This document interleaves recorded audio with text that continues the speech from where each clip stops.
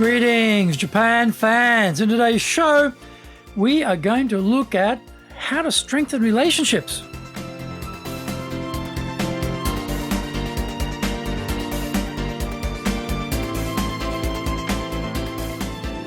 Maishu, arigatou gozaimasu, and welcome back to the 8th year of the Leadership Japan series. And I'm your host in Tokyo, Dr. Greg Story, your corporate coaching and training guy, committed to your success, president of Dale Carnegie Training Tokyo, Japan, and the best-selling author of Japan Sales Mastery and Japan Business Mastery. My new book, Japan Presentations Mastery, is released and it's available on Amazon. We are broadcasting around the world from Minato-ku in the center of Tokyo, the leadership capital of Japan. Now, this podcast brings insights, examples, and experience about leading in Japan, and trust me, it is different here. Don't forget to subscribe and share this podcast with your family, friends, and colleagues. We are not being sponsored by Libsyn, but we value your privacy, which is why we have our podcast hosted by Libsyn, who, unlike many other podcast hosts, have a strict policy that does not allow access to your private information by anyone. Here is our daily podcast lineup on iTunes. Mondays, the Cutting Edge Japan Business Show. Tuesdays, the Presentations Japan series. Every second Tuesday, the Business Tatsujin no Oshie Show. Wednesdays, the Sales Japan series. Thursdays, the Leadership Japan series. And every second Thursday, the Business Pro Podcast Show. Fridays, the Japan Business Mastery Show. And Saturdays, Japan's top business interviews. Before we get going, today's handy Japanese phrase is sonotori. Sonotori. That's it, exactly, just like that. Sonotori. So when you're talking about something or doing something and your friend wants to agree with that, then in informal Japanese, they'll say something like sonotori, sonotori, sonotori, like that, sonotori, sonotori, like that, exactly like that. That's it, sonotori, sonotori, sonotori. This is episode number 437, 437. And today we're talking about how leaders can strengthen relationships with their team, part 1. As leaders, naturally, we all want to build strong relationships with our team. However, not all relationships with our team members work well. The Pareto Principle says that 20% of our team produce 80% of the results. That means we are paying for 80% of the people who only produce 20% of the results. That is bound to be an irritation for leaders when they cast their eye across those members of their team who are not producing as much as others.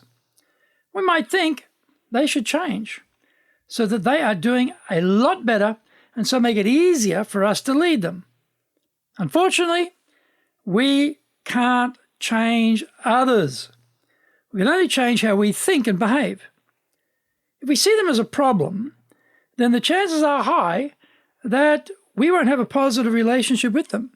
We won't spend much time with them and will obviously prefer to be around the high-performing producers.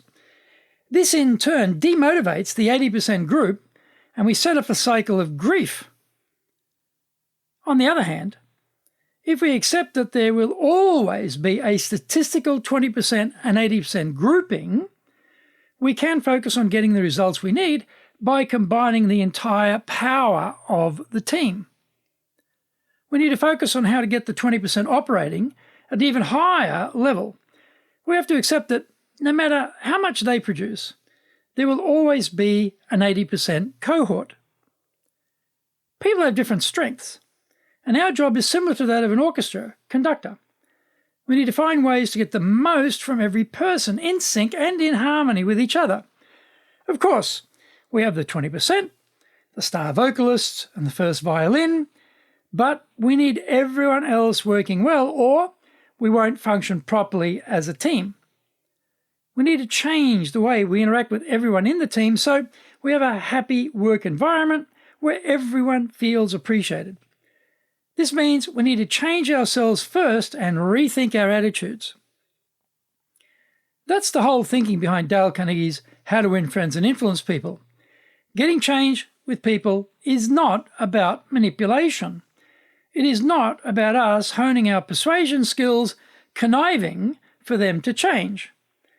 It's about changing ourselves first, and by extension, how we approach our team members. If we approach the lower performing people in the same negative way every time, we will always get the same negative counter-reaction.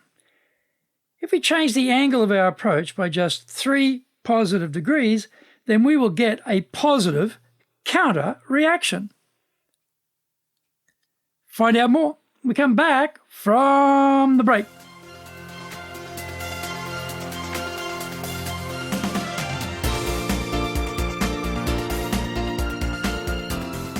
Our show today is brought to you by our public programs, but we also do custom-made in-house classes. Now, we do them in our super safe classroom, we do them live online, and we do them in Japanese, and we do them in English.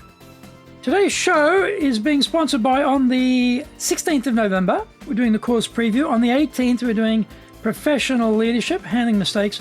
On the 25th, we're doing, again, professional leadership, vision, mission, and values. Our website is www.dale-carnegie, carnegie.co.jp. You can email me at greg.story@dalecarnegie.com. If you like learning by watching videos, then we have over 1,000 for you there at Tokyo, Japan, Dale Carnegie TV on YouTube.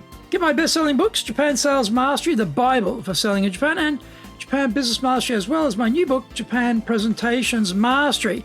We release 3 TV shows every week on YouTube. The Cutting Edge Japan Business Show, that's a premier business show in Japan, comes out Mondays.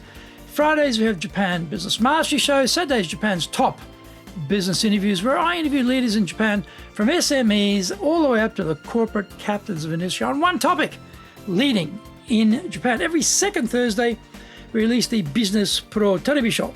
Don't forget, you can email me at greg.story@dalecarnegie.com.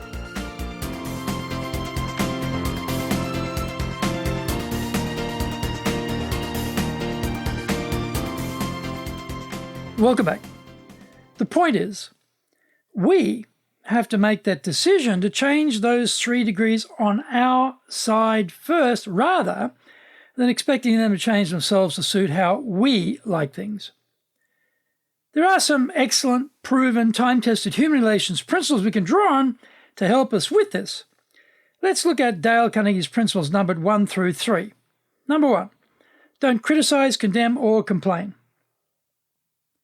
How many times have you criticized someone and had them admit they were wrong and tell you that you were completely right? It almost never happens because people rush to defend themselves and want to justify whatever it is they are doing.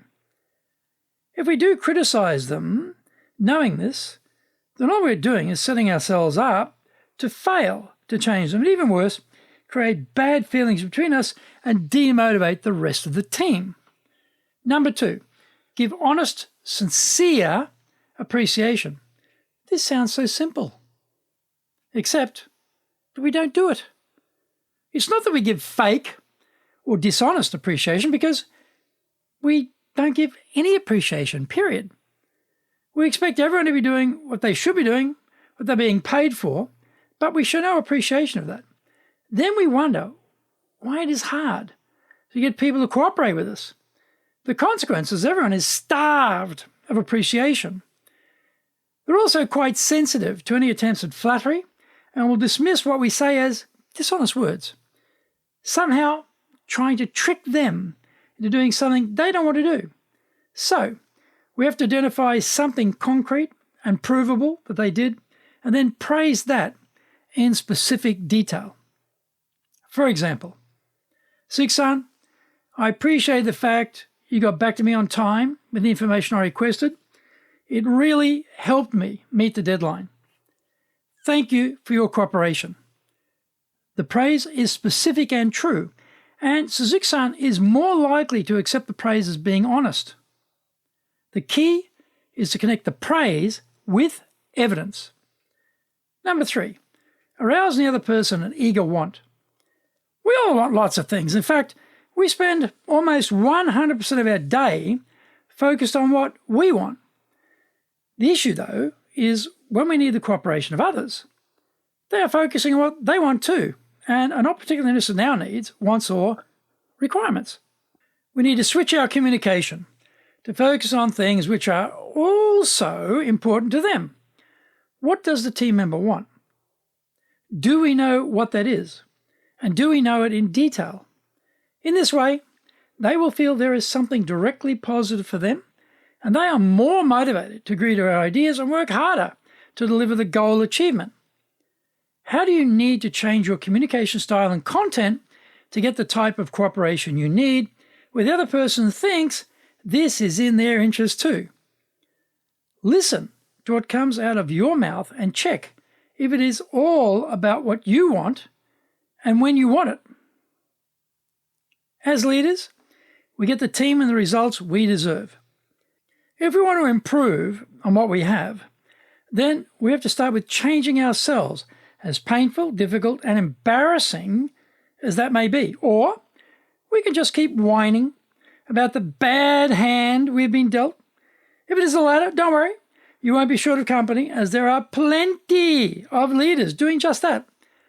Probably not a crowd you'll want to be part of, though, because they are the 80% of leaders producing 20% of the results.